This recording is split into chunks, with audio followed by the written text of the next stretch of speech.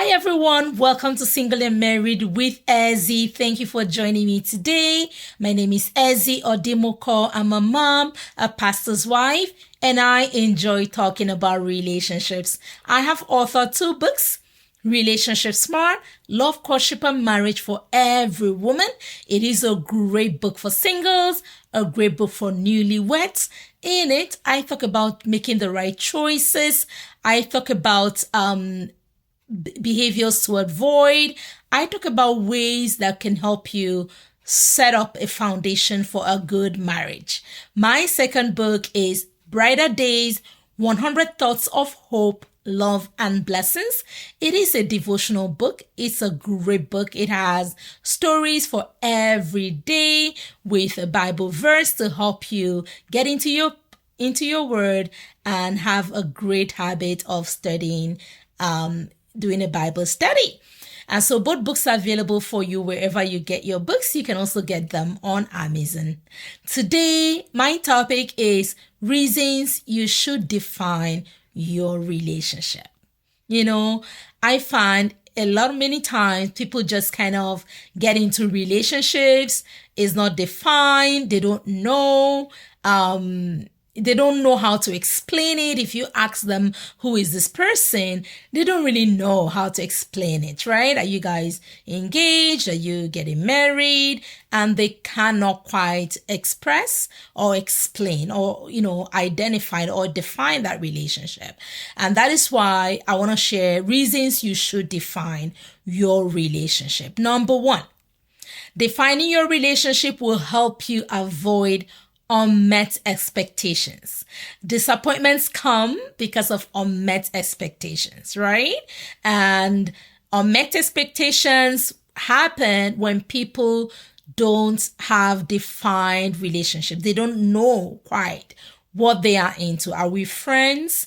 Are we just colleagues, acquaintances? Are we engaged? Are we in a courtship right now? Are we expecting to get married anytime soon? Right? When your relationship is defined, it will help you to set the right expectations, right? Sometimes you find people expecting a friend, the person has not proposed, they are not in any courtship or anything, but expecting them to carry or maybe meet all their financial needs, begin to support them, begin to support their family. And when that doesn't happen, right, when that expectation is not met, right, they become disappointed, right? Could it be because that relationship was not quite defined? The second thing, the reason why you should define your relationship is that it will help you set appropriate boundaries, all right?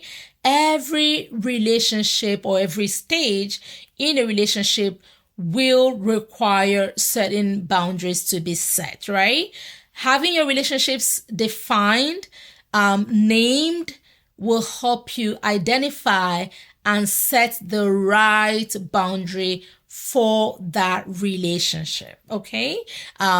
Example, somebody's just getting to know you. You're not engaged to them. You're not in a courtship, but they want you to set out this much time, and they are praying with you and they are setting, kind of this hold on you to say you're mine, or this is the time that we meet to pray.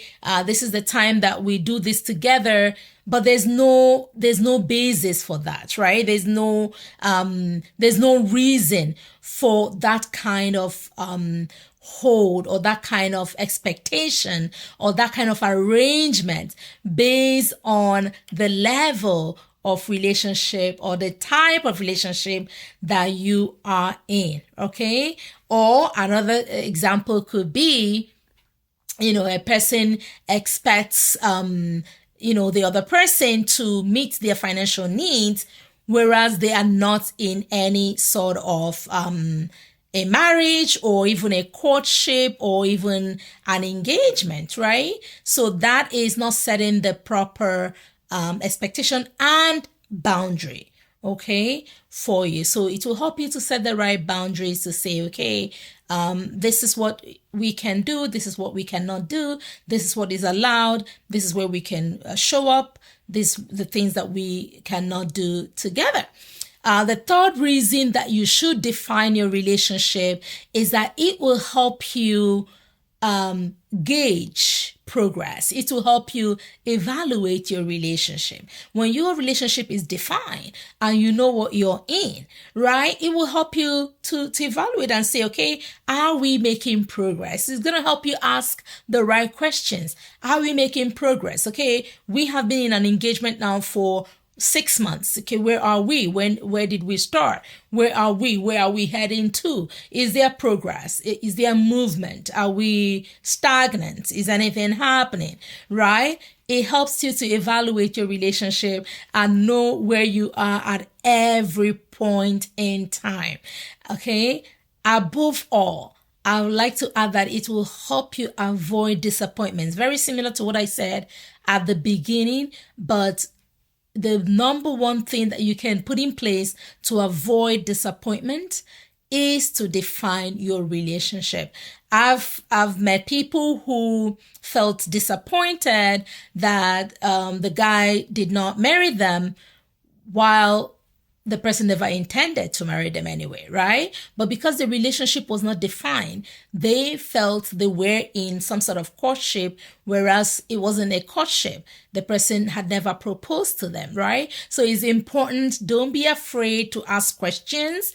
Don't be afraid to sit down and have a discussion, a conversation, right? Communicate and set the right expectations and define your relationship so that you avoid disappointments, okay? And I hope that these few points have been a blessing to you. If you liked it, don't forget to like, don't forget to subscribe, to share, and to click on that bell button so that you're notified when I come online. I host a free marriage mentorship class monthly. We meet virtually where we discuss topics that are relevant to relationships and marriages. It is open to singles and married. If you are in a relationship, about to get into a relationship, or in a marriage, newly married, or you've been married for a while, but you want to develop and grow a better marriage, consider being part of the relationship marriage mentorship class. It's been a blessing, and we look forward to having you. You can follow the prompts you see on the screen on ways that you can register and be part of it. And so till next time, it is goodbye and God bless from Single and Married with Ezzy. Bye-bye.